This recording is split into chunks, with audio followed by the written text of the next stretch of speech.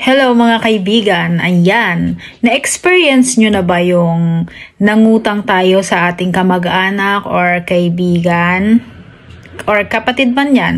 Tapos, yung sila pa yung pinapahirapan natin na maningil sa atin, tapos tayo pa yung galit kapag sinisingil tayo. Huwag ganun dapat kaibigan. Kapag nangutang tayo sa isang tao, malapit man na kamag-anak yan o kaibigan natin, kailangan maging responsable tayo sa ating ginagawa. 'Di ba? Maging responsable tayo sa pagbabayad sa ating utang. Alam nyo, hindi naman pera kasi yung pinag-uusapan dyan, yung tiwala at syempre yung respeto. 'Di ba? Kasi pinagkatiwalaan nila tayo kasi nangako tayo na babayaran natin yung ating utang, tapos sa huli hirap na hirap silang maningil sa atin. 'Di ba? Lahat naman tayo nagkakaroon ng utang. Ako, mahilig akong mangutang. Pero marunong ako magbayad ng aking utang.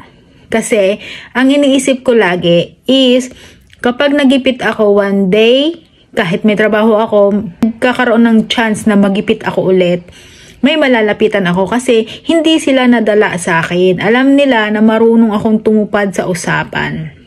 O diba? Dapat ganun tayo. Kasi once na ang isang tao nadala sa atin, hindi na tayo makakaulit. Lalong-lalo na sa akin. Kapag pinadala mo ako sa isang bagay lang, kahit kunti lang halaga yan, hindi ka na makakaulit. Alam nyo kung bakit? Yung pera na pinapahiram sa atin, hindi natin yan kinuha, pinulot kung saan-saan lang. Pinaghirapan yan. 'Di ba? Yung nagkaroon ka ng utang, tapos kinakalimutan mo, tapos post ka ng post sa social media ng mga nabili mo, ng mga gala mo, mga event mo sa buhay. Huwag ganun dapat. 'Di ba? Kasi nakakawala ng respeto. Masakit sa loob na inutangan ka ng isang tao, tapos makikita mo na post ng kung ano-ano, kumakain ng masarap, nakikipag-inuman, bumibili ng kahit ano, pero yung utang sa'yo hindi niya mabayaran. 'Di ba? Kahit sino, kapag umulit ka, hindi ka na makakaulit. Ito ang lagi nating tatandaan. Maging responsable tayo sa utang natin. Alam niyo kung bakit? Para pag umulit tayo, hindi tayo mazizero sa kanila. Pagbalik natin, hiram tayo ng pera or ano man yan, alam natin na may maipapahiram sila sa atin. Alam niyo kung bakit? Kasi alam nila na responsable ka sa yung kakautang. Alam nila na marunong ka magbayad.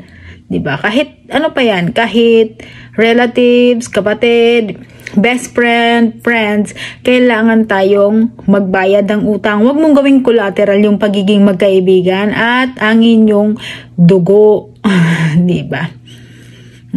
Kasi diyan nawawala yung respeto.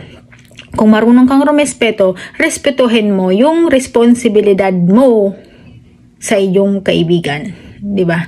That's all for today's video. Bye-bye.